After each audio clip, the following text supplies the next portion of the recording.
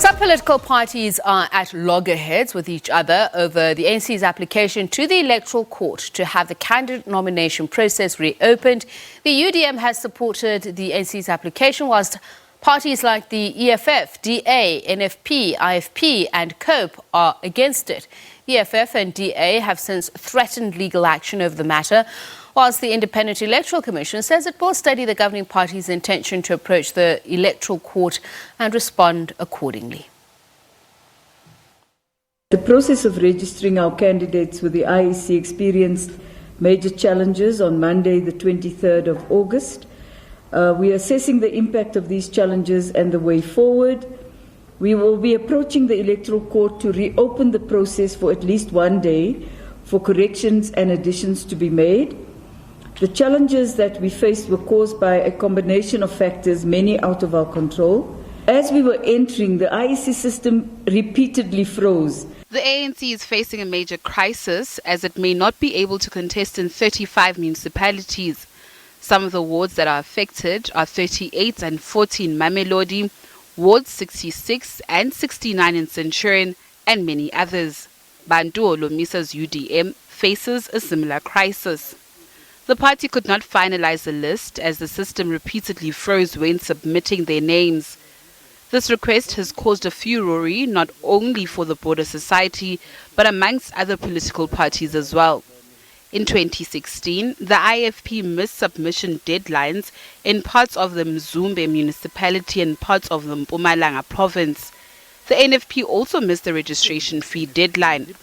The Electoral Court at that time denied the reopening of the candidate registration process, and now these political parties are calling for the Electoral Court to deny the ANC and UDM their prayer. We will be taking them to court because all organizations had the same time to register candidates. We were ambushed. We were able to register our candidates within 7 days, and we did that successfully with no excuse. We didn't complain. We were not crybabies.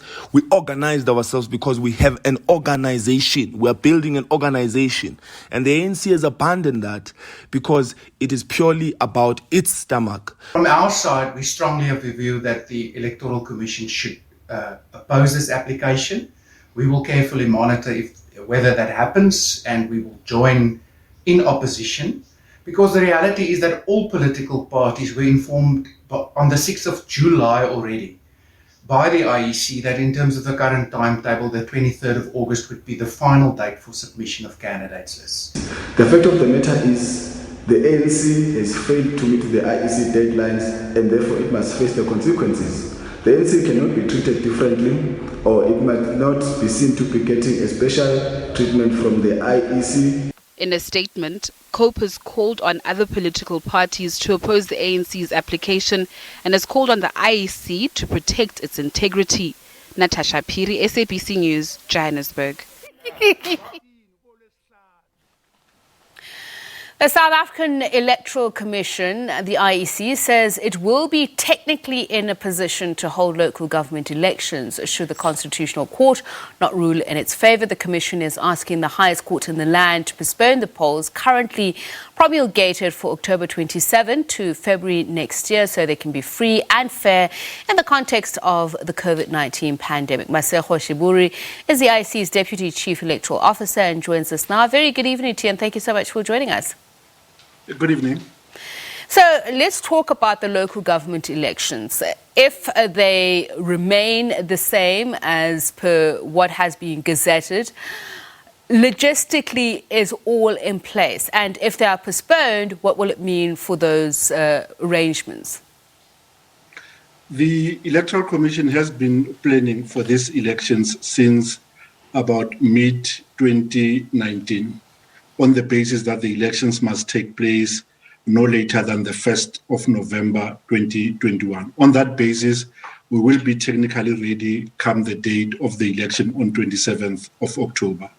However, there's a distinction between being technically ready, i.e. putting logistics in place, getting staff who are trained at voting station. While that is one component of an election, there will be a key component missing, i.e. the freeness and fairness of that election, in that political parties have been constrained by the regulations on disaster management from having open political activity. Similarly, on our part, we think that the election, if it were to be held in October, will not meet all aspects of the Constitution, in that we did not have a registration weekend. So persons who may have attained the age of majority recently will not find their names on the voters' roll. Similarly, persons who intend to stand for political office who may have moved since the last time they registered may not be able to stand for political office. There is also a more worrying impact in that the failure to hold a registration weekend has a disproportionate impact on younger voters because they've not had as many opportunities to register as older voters. If elections were to be deferred to take place early in 2022, that increases the chances of that election being constitutionally compliant, because the Electoral Commission can schedule a general registration weekend where we open all our voting stations, and there will be opportunities for us to do some of the activities, including political party campaigns, in the period of low transmission already this year. So an election in 2022 will, in terms of our arguments before the ConCourt, be a more compliant election than if it were to be held in October 2021. So I know, you've given quite a substantive reply to that, what it will entail. But technically ready then, you've mentioned that there are two components of it. So what will technically ready mean? So if the Constitutional Court comes back and says, well, this is either not our decision to make, or we rejected the application to postpone the elections, what do you have in place? Especially as we know the voters' roll has already been closed, and as you say, there'll be those who will be impacted. What that means in crisp terms is that since the voters' roll is closed, there will be people who've been put forward as candidates by political parties, who we are going to have to disqualify because either they're not registered as voters or they are not in the municipalities in which they wish to stand. By technically ready, it's meant that we will have voting stations, we will have all the requisite materials at those voting stations, we will have staff at voting station, we will have ballot papers, we will run the election process.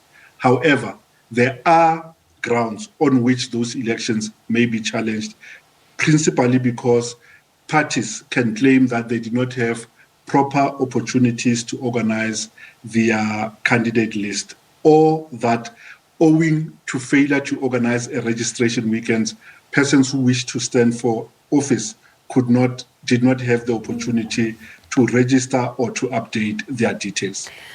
Perhaps I'm a little delayed in my comprehension then. So then how are you technically ready? And does it not automatically force the hand of not only the Constitutional Court, but those who may want to see elections go ahead?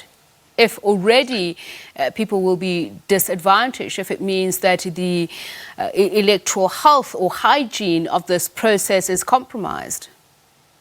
Indeed, that is the case, and that is the determination that the Commission made in mid-July, and that is the basis on which we approached the Apex Court to grant us a relief. And our argument in crisp terms is that there are constitutional obligations that must coexist for an election to be free and fair.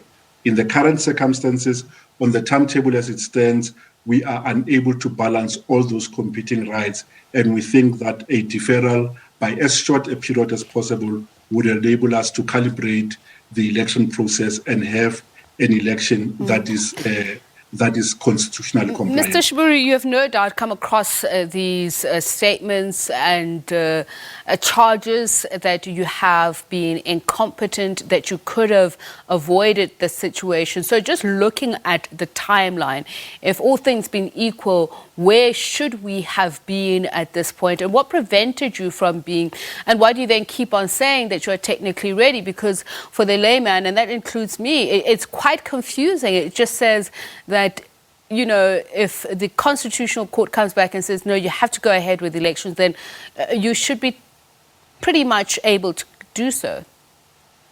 Indeed, we will be able to do that because we have been planning on the election taking place no later than the 1st of November. Take it a step back.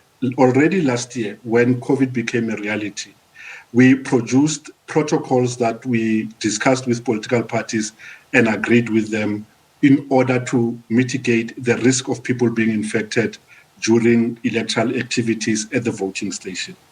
Those have been tested in no fewer than 150 by-elections. But in spite of those measures that will be in place at the voting station, the environment is such that a free and fair election may not be possible. In that, for example, political parties have said to us they have not been able to campaign because of the regulations that prohibit political gatherings, that places curfew, and that limit the free movement of persons. In the Moseneke inquiry, that was accepted to be so, and the judge then made a recommendation, which recommendation the commission accepted, that in order for elections to be free and fair, they must be deferred to a period no later than February, so that the risk to the health of people is reduced by greater vaccinations within the Republic. Thank you so much for speaking to us. That there is the IEC's Deputy Chief Electoral Officer, Masego Shiburi.